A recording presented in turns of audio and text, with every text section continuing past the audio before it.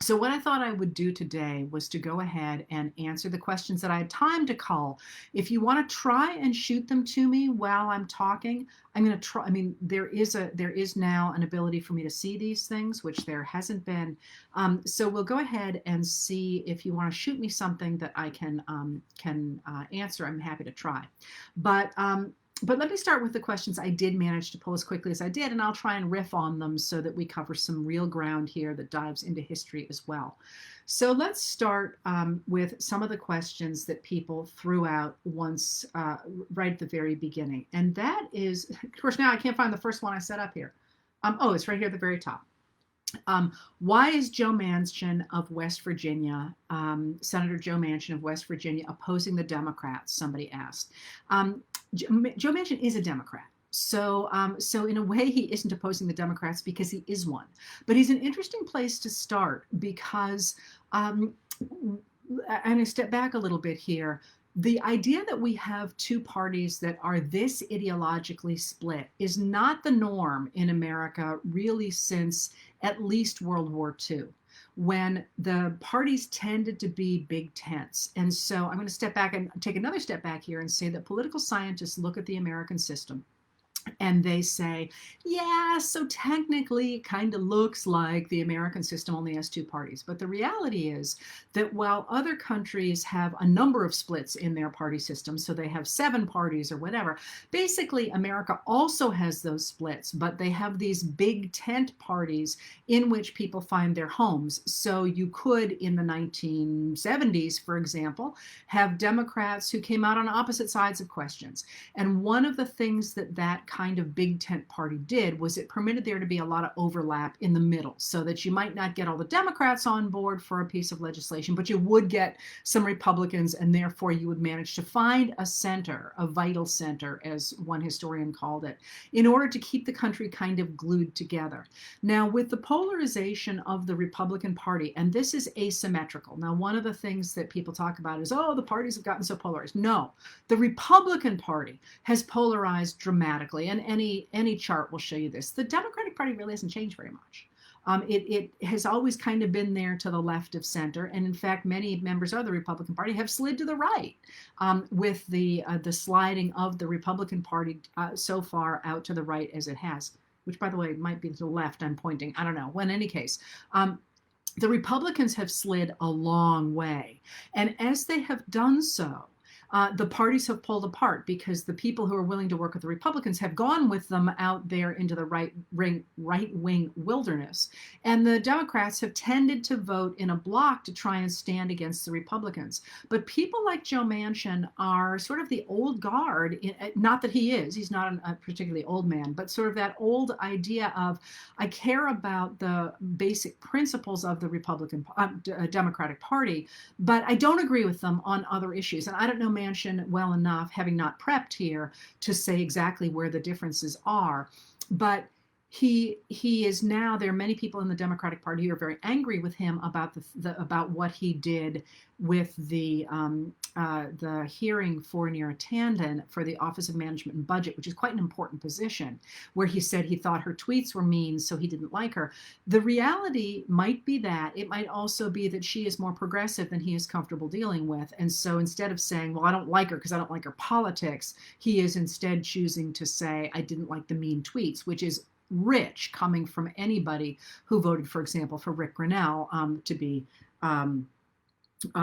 Trump, to work for the Trump administration, because he was horrible on Twitter.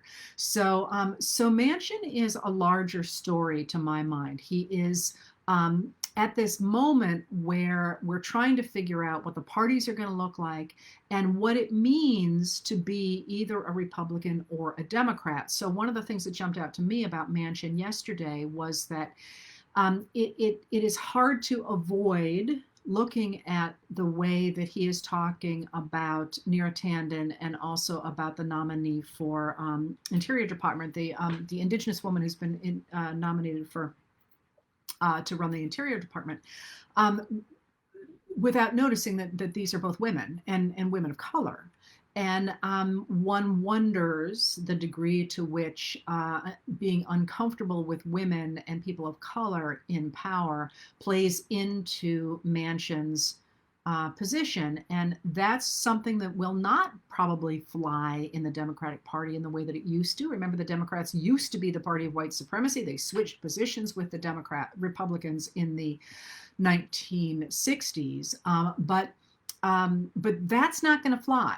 Being somewhat politically conservative in terms of economic issues might very well fly with the Democrats. So Manchin is himself a Democrat, but I think probably a sign either of the past of the party or of its future. And it's not clear to me which that's going to be. He's definitely the person to be watching, or one of the people to be watching in this moment, because he's signaled that he's on board, for example, for the coronavirus package, the $1.9 trillion coronavirus package, so long as it doesn't contain things that he considers too far to the left.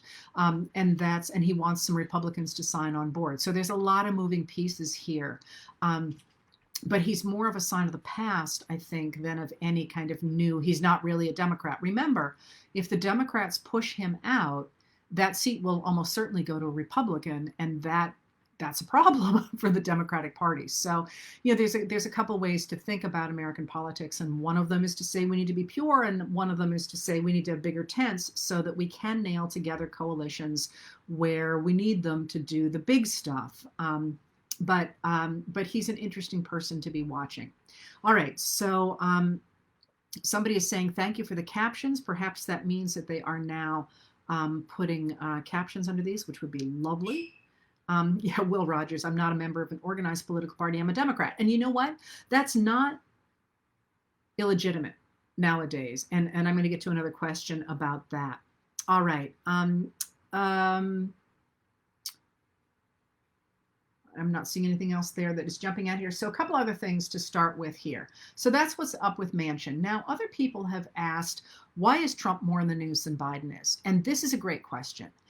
There's a number of answers to it, I think. And one of them, first of all, is we need to be weaned off Trump. There is a way in which he made news reporters' jobs very easy because the story was right there. And I say this with experience, because there was that blissful moment when he was completely silent. And I remember sitting at my computer at night, as I do, and thinking, what am I going to write about? I mean, the stories have all written themselves. What's here now? And there was this moment where I realized I too had to be weaned off this is what we need to react to because this is what Trump is doing thing. So first of all, I think it's the fact that we kind of need to be weaned off of that instant, here's your story for today. But there's more than that. Part of the reason that Trump was so very politically powerful and why he drew eyeballs is because most people, when they interact with others, do so with some preparation or with some modicum of planning. And one of the things that he did, very much in an entertainment kind of style, to be honest, was to explode. He was when he was in front of a camera or when he was in charge, you didn't know what was going to happen next. So you had to watch. You had to watch either because you thought it was cool, or you had to watch because you were horrified and you needed to keep your eye on the ball to see whether you were in danger or not. And this was one of the things that really propelled his early campaign. If you remember, you may not remember this, it was memorable to me because somebody pointed it out to me. We did not used to wake up and reach for our phones. Your phone was something that was maybe in the other room or whatever, and you certainly used it. But like I'd go to bed sometimes at night and I wouldn't have my phone next to the bed and I sure wouldn't wake up and look at it. But once he was in office, you felt like you had to look and see what was happening because you wanted to know what the day was going to look like. Is the stock market going to crash? Is there going to be a pandemic? Are we going to be at war with Iran? Remember how often we were afraid about being at war with Iran? So he exploded onto the scene. And it's hard to take your eyes off of that because I think probably as humans, we're wired to watch for danger. But also because even still, he's not unimportant. So when he threatens to show up at CPAC, as it's called, the Conservative Political Action Committee conference this weekend, and say that he's the presumptive leader of the Republican Party. Now, for what it's worth, I'm not at all convinced he is the presumptive leader of the Republican Party, but it's certainly news that he's saying so. So people are also staying continuing to feature him because he still is important, especially as the state legislatures are trying more and more often to do what he says. I'll say more about that in a minute. But then finally, I think people are paying attention to him and less to Biden right now, because Biden is quite deliberately reinstating the norms and the traditions of our government. So if you remember back when the House and when Nancy Pelosi and Chuck Schumer were negotiating with Treasury Secretary Steve Mnuchin and the White House over the last coronavirus package, that was kind of blow by blow. Every day there's these two groups, these three people really fighting about what was going to be in the package. That's not normal. That's not how legislation is normally passed. So, for example, out of the box, Joe Biden talked about, and Kamala Harris talked about this $1.9 trillion coronavirus package. And Jen Psaki, is the White House press secretary, talked about it in front of the press. And then it went off to congressional committees. And congressional committees marked it up. And that's not very interesting work in terms of following who's done what. In the sense that, I mean, it's kind of interesting for nerds like me. I mean, it's actually really interesting for nerds like me. But realistically, how many of you want to look through a bill and see lines crossed out and new numbers written in? It's interesting once there's a final deal. But like, do we really care about the fact they're going to argue, and I'm making this up, but it's an example from my first book, like there's a really long congressional argument about whether a barrel of sugar should be taxed at 2.25 cents a barrel or 2.5 cents a barrel. And that's not interesting, right? The ultimate outcome is important because it says about how they thought the value of sugar was important to America and all kinds of stuff like that. But the actual process of getting there, you got to really love that kind of stuff in order to care about that. So it's much harder right now to be watching the administration and to be commenting on the administration because it's not doing anything. Or rather, it's not, everything is right now with Congress. Biden did a lot of stuff of early executive actions that I hope to talk about in a little bit. But then once those are kind of done, he's doing the best he can to be out there in front of the cameras. Last night's very moving ceremony about our half a million official deaths from coronavirus was moving, and it was beautifully staged. And it, by the way, I have no inside knowledge on this at all, but I wonder if Dr. Biden had a say in that staging, because she's very good visually, and I thought that was visually beautifully staged. He's doing things, but you could miss that ceremony and not worry that the world was going to collapse. So it's a little harder for people to keep their eyes on Biden. That being said, I think it's important that we do so, and I'll talk more about that in a minute. All right, so more questions here, quick questions, and that I will answer to the best of my ability here. First of all, somebody wanted to know, will Mazars USA, Trump's accountants, really turn over his financial records now? And the story behind that, of course, is that from the very beginning, before he went into office, former President Trump promised to release his tax returns when the audit was over. Well, of course, there's no law that says you can't turn them over, even if there is an audit underway. And the audit to which he was referring apparently was the fact that he claimed huge losses on his business and got reimbursed, I believe it's to the tune of about $72 million from the IRS, only to have the IRS say, hey, wait a minute, we think you cheated on that, and to try and claw that money back. So that apparently was what was going on.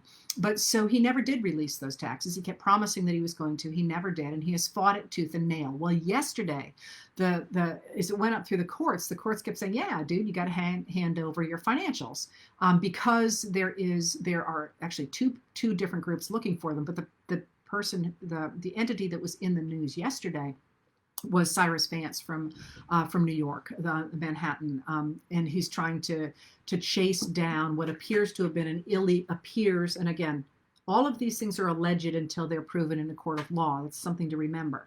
It appears that the hush money that was apparently paid to Stormy Daniels to make sure she didn't talk before the election about her relationship with the former president, or then the candidate running for office, appears to have been paid illegally. And That's so Vance is looking into that. A grand jury requested to see Trump's taxes and financials. And by the way, that's a grand jury who asked for that, not one individual himself. And the courts all along kept saying, yeah, you got to hand those over. And he kept fighting it until it went to the Supreme Court. And the Supreme Court yesterday said, no, we're not going to see this. We're not going to review this question. The decision of the previous court stands. And because that decision of the previous court was they had to hand him over, so that's what stands now. They got handed over. So somebody asked, are they really going to do it? Well, let's think that one through. You're an accounting firm, and a big one. Mazars is international. And you have a client who is that visible. And it appears that that client has done something that may or may not be illegal. And a lot of people want access to those finances. Are you going to hide them? Are you going to be willing to put your neck on the chopping block for him? And the answer to that is, I can't see any reason why. I mean, they said at the last iteration of this case, they said, yeah, sure, we're going to hand them over. They're all ready to go. Because again, they're electronic. It's just a question of hitting the send button. And I'm exaggerating a little bit, but it's not that these are going to tie up people for years and years and years to find out at this point. So will they turn them over? I would say absolutely. But remember that there are literally millions of pages of paper in them. And certainly they have an interest in delivering everything they possibly can, so that nobody can come to them and say, you didn't turn in the memo from wherever. And also, if there is wrongdoing in them, it's going to be hidden. There is, and I don't mean necessarily deliberately, but if you have committed a crime, and I'm just saying this, sort of throwing it out there, you're not going to have like done it on every single piece. I mean, think of your own taxes. Like my tax packet is like really thick, and lots of it's blank pages. And you know, if I were committing a crime, which believe me, I'm not, because I don't even understand the numbers. I have someone else do it. It wouldn't be on every page. So they're going to have to look for that, and it's going to take a really long time. I would be shocked unless they know exactly what they're looking for, which they might. I don't know. I'm not a forensic accountant. If they know exactly what they're looking for, maybe it'll be sooner than I think. But I would not go to bed tonight expecting they're going to turn up anything by tomorrow. That's not going to happen. They are going to turn something up. And one of the reasons that this is so interesting for someone like me, and one of the reasons that the government tended to get organized crime figures for things like tax evasion, is because it's very difficult to prove cases where you have to wonder about someone's intent. Or, you know, like the emoluments clause of the Constitution, you know, did former President Trump break the emoluments clause? To my mind, almost certainly. But I'm some woman sitting here on the coast of Maine. Where's the law? You know, what law did he break? Where are the numbers? You know, and the thing about financials is their numbers on pieces of paper. And you can say, look, the number over here is X and the number over here is Y. Those don't match. That's a crime. So that's one of the reasons that financial crimes are so very, very interesting to me, and why I love documents and numbers, because you can actually see what happened. And this is one of the reasons that I study laws, because you can see how the laws, literally, they print them all out. And you know, there's actually two major scandals in our history where they changed the law between the time they voted on it and the time it got printed. In both cases, somewhat importantly. And you could chase down exactly who did that. So it was kind of cool. So I just saw flashing by here somebody saying the fact that CNN is no longer covering Biden's press conferences. And that's true. And that's, to my mind, a huge problem. But that, I think, speaks to the fact that Jen Psaki is telling people honestly what's going on.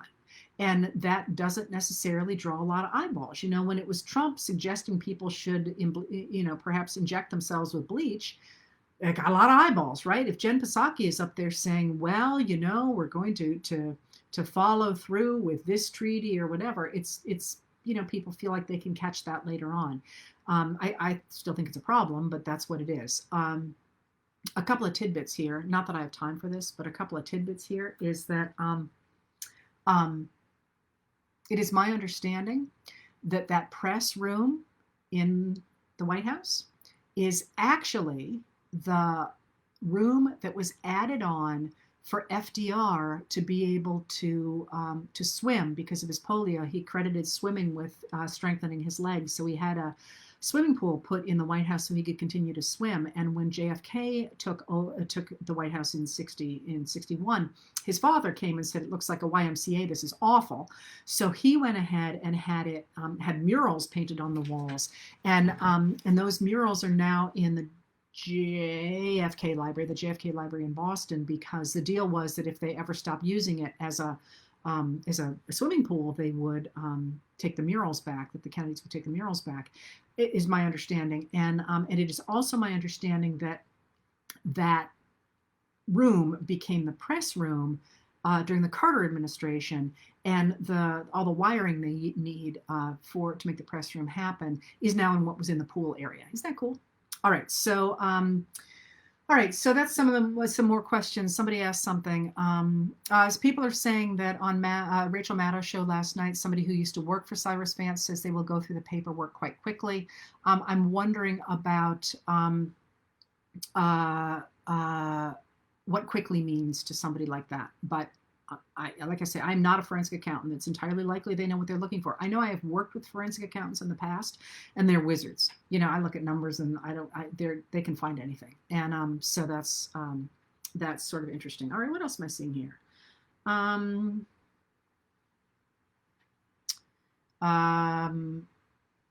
right, so people are asking now about propaganda. All right, I'm going to come over here now. So a couple of things here that people have asked about. How we got for time? We got some time here. People have asked here about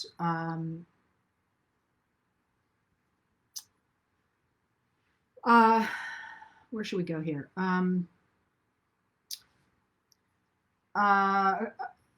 Let me start here with and see if I can get into some of these questions sort of backward. Yes, Sarah Walsh. I had been pronouncing Saki's name as Pisaki, and that's incorrect. It's Saki. I did look it up the other day. So you don't pronounce the P. One of those names that I thought about. I usually look up all of pronunciations, and I just didn't that one because I thought I had it, and I was dead wrong. All right, so someone just says the press room is very tiny. I've never seen it, but that would be in keeping with the idea of it being an old-fashioned swimming pool. All right, so, and someone says I got that right, which is good. All right, so the question, voter suppression. So let's go here with the big lie, which people have asked about. So you're hearing the term the big lie being told a lot about where we are in government right now. And the big lie is this. The big lie is, first of all, untrue, which seems like I need to say it, but it's pretty obvious. And it is a setup for a minority political group to take power by telling their supporters that the supporters have been cheated. And the big lie today is that Joe Biden did not win the 2020 election. He did. He won by more than 7 million votes in the popular vote and by 306 electoral votes to 232 electoral votes for Donald Trump. Those are big margins, and they are big margins, especially at a time when he was running as an outsider against an incumbent. It's very difficult to get traction against an incumbent for any number of reasons. First of all, they have the eyes of people on them. They're doing a lot of stuff. And there's not been such a big overturning of an incumbent in office before Joe Biden since Franklin Delano Roosevelt in 1932. This was a big deal. All right. And it was a big deal, especially at a time when, for example, in Florida and in Texas and in Georgia, there was a big attempt, and maybe other states as well, there were big attempts on the parts of the Republicans to make sure the vote did not get out. And there was also the national level, people like Louis DeJoy at the head of the United States Postal Service trying to slow down mail-in voting, right? So there were a lot of reasons that this is a big deal. He won the election. And so, of course, Trump and his supporters were trying to argue that he didn't win the election. So first of all, they launched all kinds of lawsuits, all but one of which was either dismissed for lack of evidence or decided against them. So they lost, I believe it's either 63 or 64 lawsuits. They won one that was purely operational. It was not pro forma, but not important. It was about, I believe it was where people were standing in the to observe the count. There were members of both Democrats and Republicans watching the count in every state. That's how it's done. And there were recounts any place that the Trump campaign wanted them. Those all came out the way they should have come out. And the state legislatures, or however each state certifies their ballots, all agreed that Joe Biden won this election. It's not contested. In 2018, we developed a new office of cybersecurity in the country. The guy who was in charge of that, a man named Christopher Krebs, who I suspect is a very interesting part of the story, to be honest, because I think probably people overlooked him, and he did his job. And so he did his job really well, and was able to say with great confidence that this was a very secure election. Again, once the ballots came in, I have my doubts about how many people were kept from voting, but that's a subject I'm going to get to in a minute. So Joe Biden won this election. But the Republicans are now arguing, first of all, they argued that he did not. Then they argued that they were fake ballots. Then you saw all this, and one thing after another got knocked down.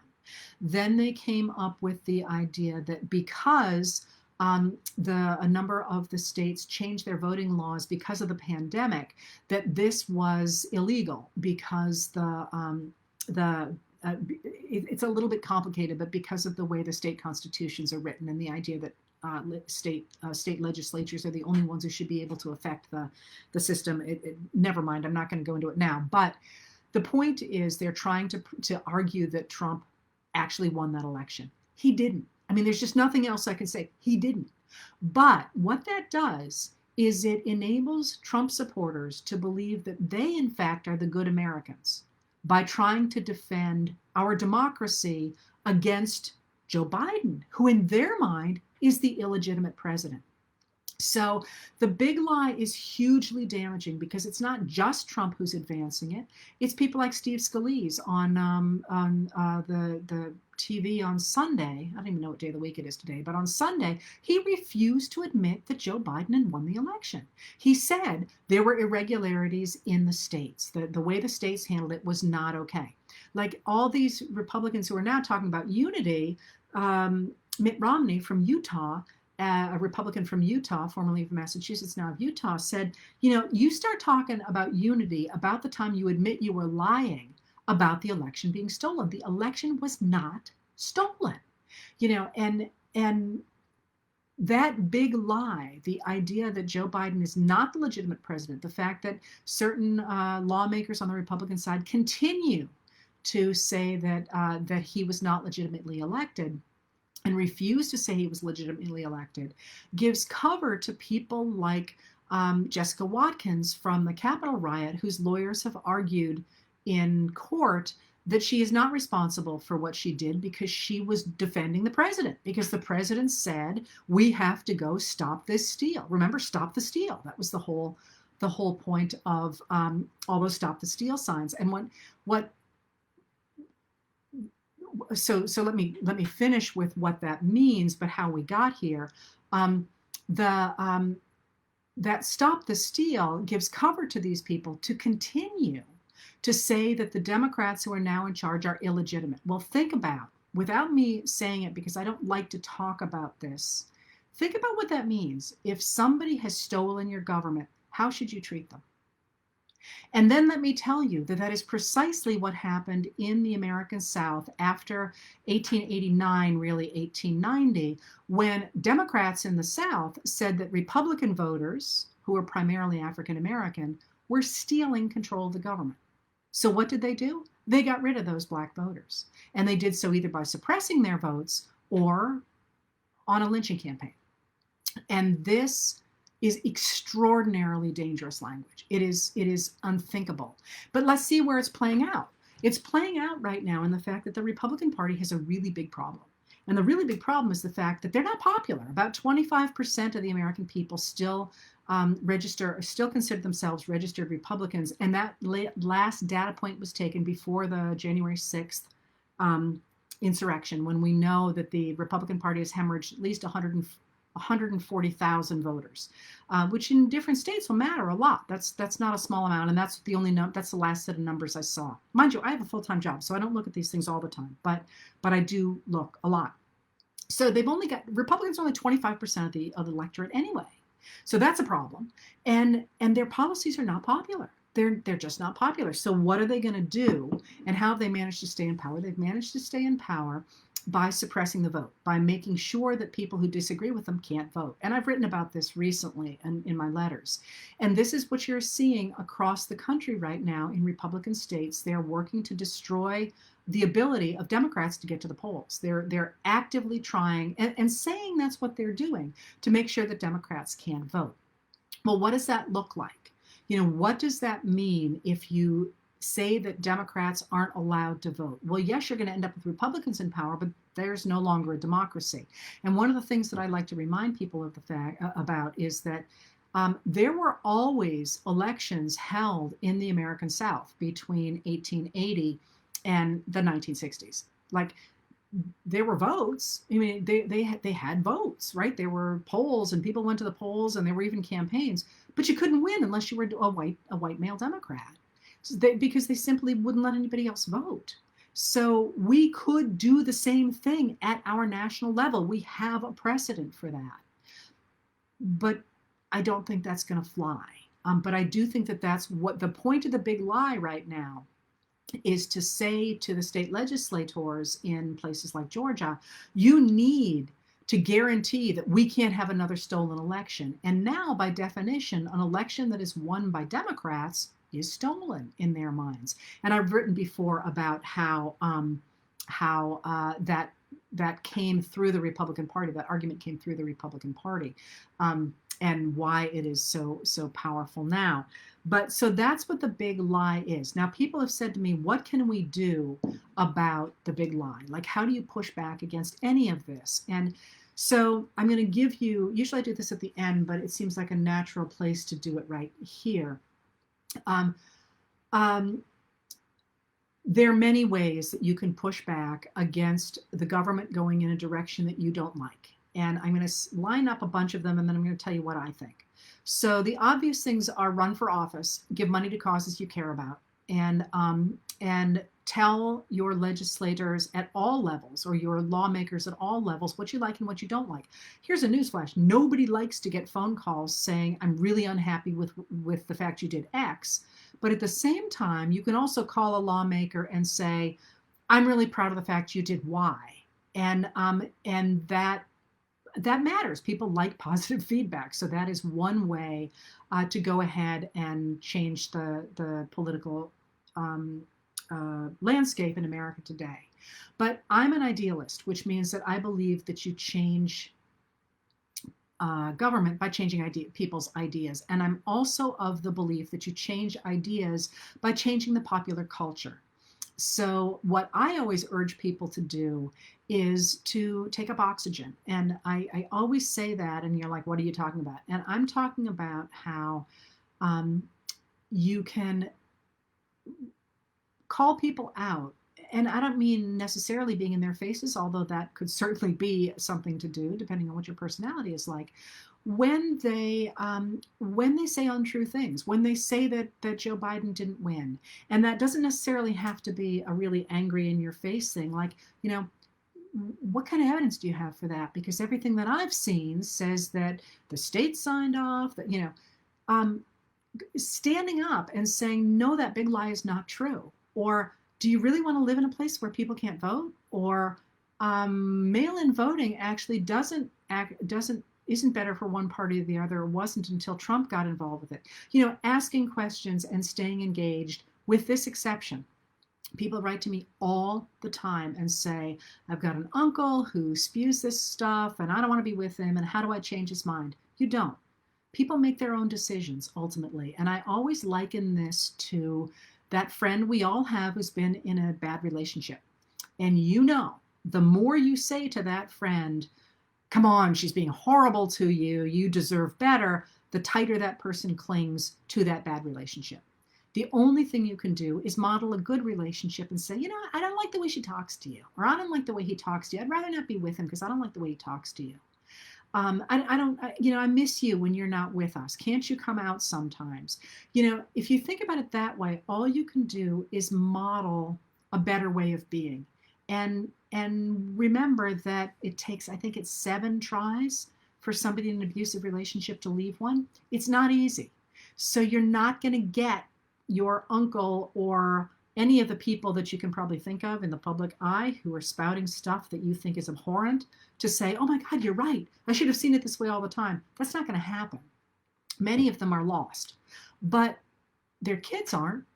And maybe somebody who is Biden curious isn't. And that's maybe the best way to approach that, and not to keep trying to convert your cousin, because it ain't going to happen. And that's just, we make our own choices. That's the way it's going to be. All right. So, somebody wants, isn't that interesting? One person is not moving. Everybody else is moving past this person. Somehow you have nailed yourself here. What's the issue about March 4th? People are asking. March 4th, 2021. That is now, QAnon is now suggesting that that's the date at which Donald Trump is actually going to take his second oath of office, because that's the traditional date for a president to take up the oath until Franklin Delano Roosevelt. It was always in March. So it's just one of the many secret plans that they think are going on that are not, but that can cause a lot of damage. And I expect that it's not going to be a calm day that day. But this is certainly something that the police are all over at this point. Somebody asked, didn't Trump vote by absentee ballot? Yes, he did. So did Melania. Okay. A couple more things here that you are asking about. Oh, thing about voter suppression that I was just talking about at the state level. Somebody asked about, don't we need that Voting Rights Act? If you may or may not be aware of this, I think I might have written about it recently, but I don't know. I actually keep a lot of tabs open, and I don't always use them all, because I figure they're going to come back around, and they always do. And that's that the first thing that both the House and the Senate introduced this year was a Voting Rights Act. It's called the For the People Act. And the House has passed it in the past. Now it's coming up again. It does a number of things. It doesn't simply protect the right of everybody to vote. It also keeps big money out of politics. And it, I think it ends gerrymandering. I can't remember. It's not in front of me. It does a number of the things that one thinks we need in order to restore the concept of one person, one vote, which is is from the early 20th century. It is quite likely not going to pass unless the Democrats get rid of the filibuster, which I'll talk about in a minute. But it's a really interesting thing, and let me kind of dig a little bit into it. So if you think about our democracy is old, and it's kind of creaky in a lot of ways. So one of the things that we are still grappling with is the relationship between states and the federal government. And this is really at the heart of many of our issues nowadays.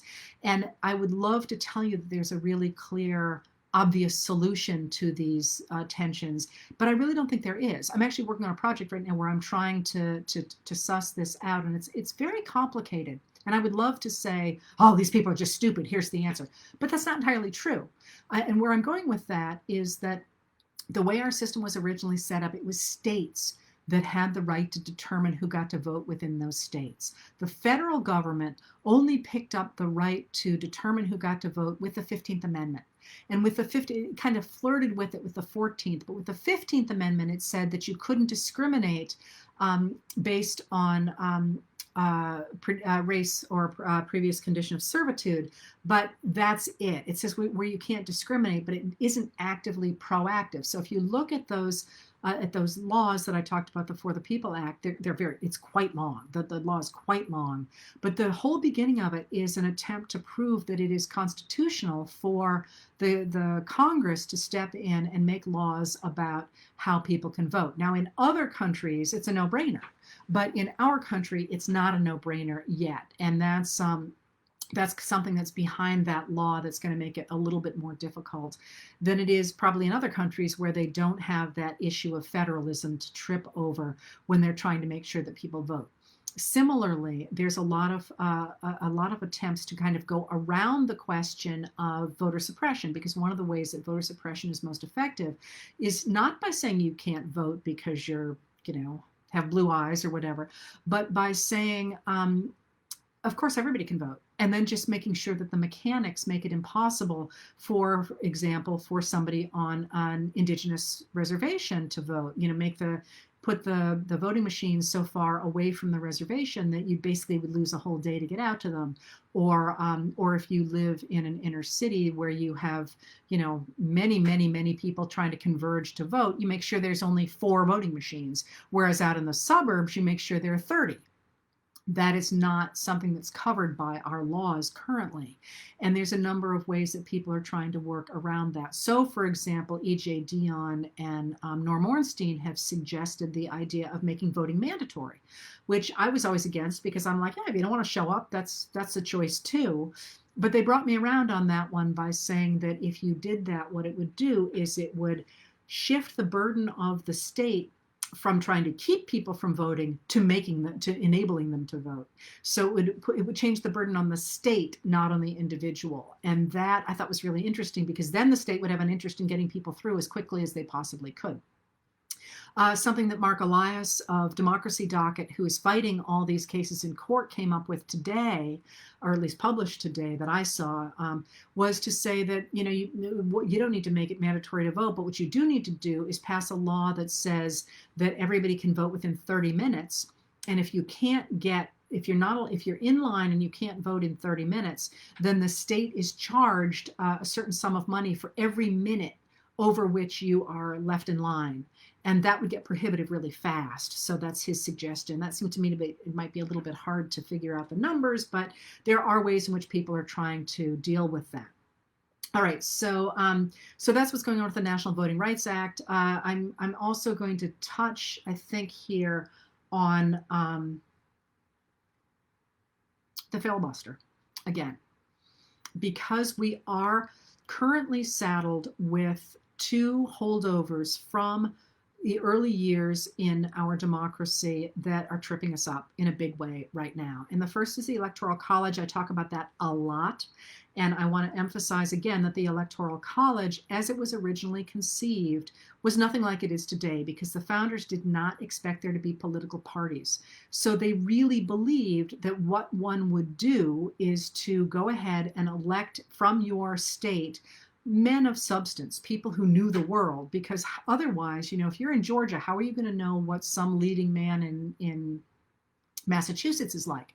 So the idea was to create these electors who would get together and they would argue, and they would say, well, my man George is great, and no, my man, John is great. And then they would decide who they thought were the best candidates to go ahead and be the leaders of the republic. And oftentimes they expected that would get thrown into the House of Representatives, which when it finally was such a complete disaster, they changed the Constitution. But the idea was that there would really be this jockeying for the best. What happened was that in 1896, the first real election where George Washington wasn't a shoo-in, Thomas Jefferson loses to John Adams, and who he loathes, and he recognizes that if his state of Virginia had not split its electoral votes, he would have won. So he gets his people in Virginia to go ahead and declare a winner-takes-all system in Virginia, and he wins in 1800. And once that happens, everybody else recognizes that with this new advent of political parties at the end of the 1700s, you must go ahead and deliver your electoral votes as a block, or your guy's never going to get elected. So we get this winner-take-all system that is horrifying to people like James Madison and Alexander Hamilton. James Madison actually goes far enough to try to to write a constitutional amendment to go back to what's called the district rule.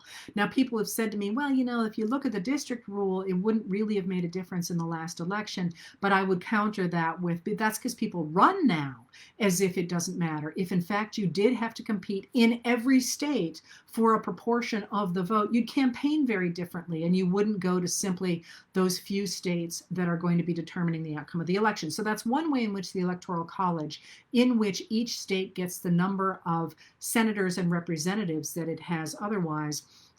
That's one way in which it has changed. It has also changed dramatically because I believe it was in 1929, the Congress capped the number of people who would be in the House of Representatives. And they do so because they recognize that the rural states are losing desperately in terms of population to the urban states. And the rural states say, hey, we got a problem here. Let's cap where the number of seats that you can have in Congress, in the House of Representatives. Congress, by the way, is both houses, but in the House of Representatives. And when they do that, what that means is that what had previously been a representative for every certain number of people, all of a sudden the numbers of people that would be covered by a representative go way higher, which means that the really big states are have disproportionately much fewer representatives than they would have if they had kept the original ratio that the founders set out. So big states are now seriously underrepresented in our Electoral College. So we're simply not using it the way it was set up to be used. And that's something that I think we really have to throw on the table. People keep saying, oh, we can't throw it out because it's traditional. Well, fine, let's go back to the traditional version then, in which case our entire system is going to be changed dramatically because we're going to get rid of winner take all. We're going to go back to districts, and we're going to actually increase the number of representatives for the very populous states. The other place that the founders' plan has been really perverted is with the filibuster. And the filibuster, as I've talked about before,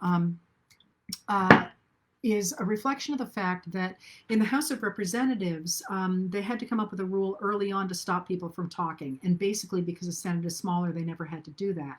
And the filibuster was originally just a way for somebody to just keep talking, to mean that they would never get to a vote. They would just keep talking.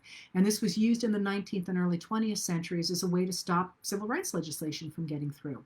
But what happened was that as the Senate got more and more business, this was a real pain to have people stopping up business for days and days and days. And so they changed the system so that you don't have to any longer talk to stop vote. You only have to say you're going to. And what that means is effectively a very small percentage of the Senate that represents a very small percentage of the American people can effectively stop even very, very popular pieces of legislation by simply saying, oh, we'd stop that if we could. You need 60 votes to get that measure passed. So, for example, there's a new book out by Adam Gentleson called Kill Switch, which is really interesting, and about the Senate. And he opens it with the attempt by Harry Reid to get passed through Congress basic common sense gun control legislation after the Sandy Hook shooting. 55 senators, the House of Representatives passed it. The American people, over 70% of them, as I recall, approved of it. 55 senators approved it, but the remaining 45 senators who represented, and I don't remember off the top of my head what percentage of Americans it was, but I think it was under 40%, stopped it. So they managed to kill that because they were in the pockets of the NRA. And the filibuster then becomes this really wildly anti-majority new tool used very, very differently than it ever was in the 19th or early 20th centuries. And it's profoundly anti-democratic. And it's also not what the founders intended. They expected there to be deliberative debate, and then they expected a majority in the Senate to be able to pass something or not. And so right now we're really crippled with the filibuster, which again I would not have said in the past. So somebody asked, doesn't that change the whole meaning of? Did I say 1896? Sorry about that.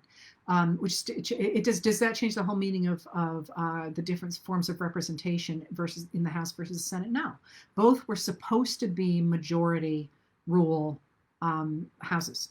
They have different, their representation is different, and that was supposed to make a difference. And crucially also, the House turns over every 2 years, so it changes really quickly. The Senate only turns over, a third of it turns over every 2 years, so it's much slower. So the idea is that it'll be more conservative in the true conservative sense. That is, it's not going to be subject to the whims of the moment the way the House is. But in terms of both being a majority vote, no, that's how they were designed to operate.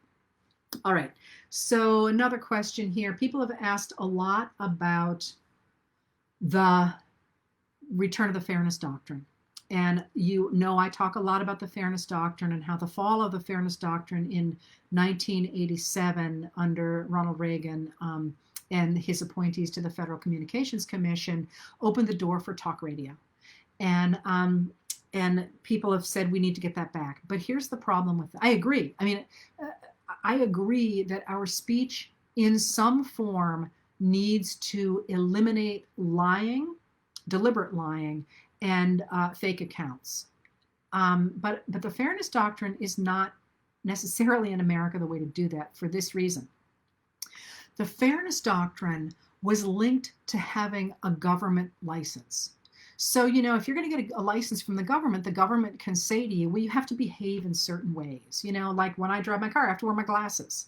I can't get my license until I say, yeah, I'm going to go ahead and wear my glasses. The fact I couldn't find my car without my glasses is beside the point. The point is, once I'm in the car, I have to have my glasses on. I have a license. 1987 was the rise of cable and of private organizations handling media, handling news. And because of our First Amendment, it's very difficult for the government to put limitations on what you can say on a private venue. So it's not like we can just flip a switch and say, oh yeah, we can have the Fairness Doctrine back, because you no longer need a broadcast license. Like, nobody is regulating what I say here, except to the degree Facebook decides it doesn't want me to say something, and they can take away my platform because it's a private platform. I don't have any inherent right to be here. There's a little bit of tangledness in that there is some tangling in all that, by the way. It's not quite as starkly as I'm putting it, but the point is that the government can't simply flip a switch and say, oh no, from now on, Facebook can't handle these 16 people, but they can handle these 16 people in America. It can do that in other countries. Governments can do that because their systems are different than ours. But our government is bound by our Constitution that it cannot regulate speech. The government can't. Private companies can. The government can't. So one of the things that I think about a lot going forward is how do we regulate what is acceptable in public discourse going forward? And part of that is also tied up with access. So you can control what people says by whether or not they have access to it. And that's something that I think is really dangerous to put in the hands of private organizations, because they have different interests. They want to make money more than they want to protect democracy. But I will, so I don't have the answer here. To my mind, we need to find a way to protect a place of public discourse that does not get taken over by lies, and by lies that are spread by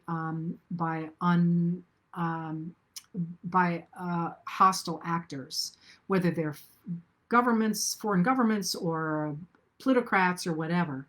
But it's going to take lawyers and people to figure out what that looks like. I will say, though, I really, really firmly believe that democracy does not have within it a suicide pact. Like, if this is destroying our democracy, let's figure out a way out of it. And one of the things that I always think about is that we are kind of, with the new technology of the internet, in what I like to call, mythologically, it's not what it was really like, the Wild West. And what happened at first, everyone's like, this is great. We're gonna discover world peace on the internet. And then the bad actors started coming in, and it turned into a complete mess. And then now you can see people trying to clean it up.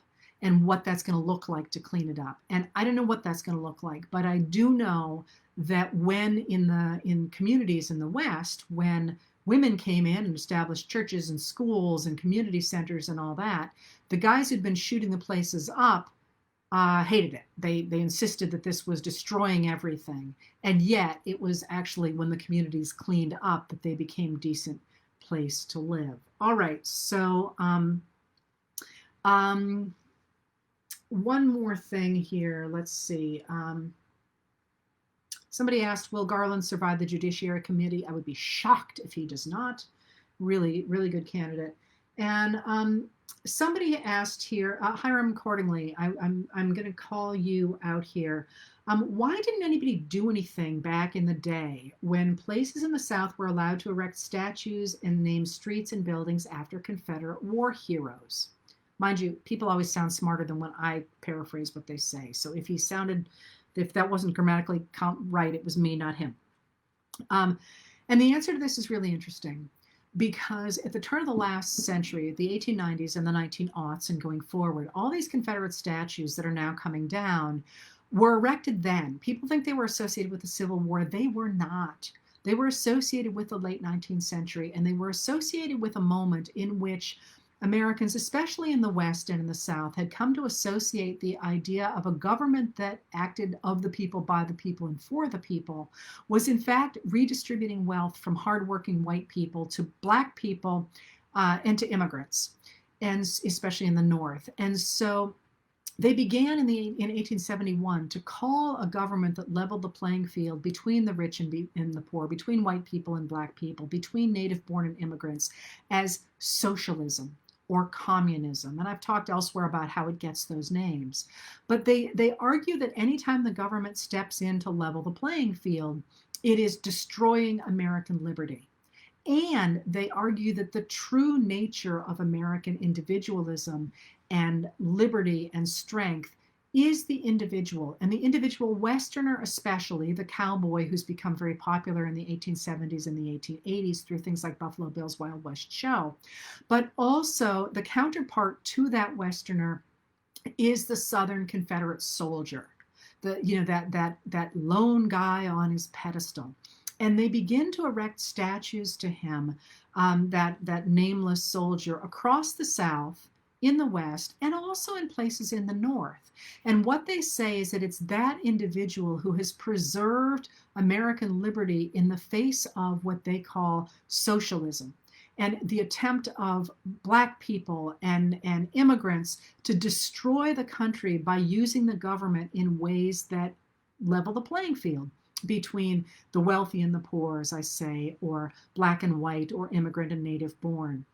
And so when those statues went up, they were embraced. They were embraced by white supremacists. They were embraced by people with money. They were embraced by anti-immigrant people in the country. In the North. This was really a symbol of what people thought it meant to be an American. So far from wanting to tear them down, Americans with money and Americans for whom the system was working put them up. And they had managed to cut out of political voice, either through voter suppression or by lynching, those who would stand against them. So what's interesting about this moment with these statues coming down is that those people who previously were silenced have a voice now. And as they have a voice, and by the way, the Reverend Martin Luther King Jr. also took a stand against the Confederate statues. As they are doing so, and as they are tearing down those statues, they are signaling, I think, a regime change. And they are also signaling that we are now strong enough to say, hey, this is not right. The American government is not supposed to simply support the liberty of an individual to do whatever he wants in order to garner as much money as he can. The point of a government is, in fact, what Lincoln said it was, to do for American individuals what they cannot do for themselves, and to create a government of the people, by the people, for the people. So I think I'm going to leave it there today. Sorry, that was a little bit more loosey-goosey than usual, but I'm going to switch over now to hear the hearings from today, which I understand were lit. We'll see if we can figure out how to get this Facebook page back to some kind of usable form. And with luck, I will see you on Thursday when I'll pick up Reconstruction again. And until then, Thank you for being here, and I will be writing you a letter tonight. Thanks for being here.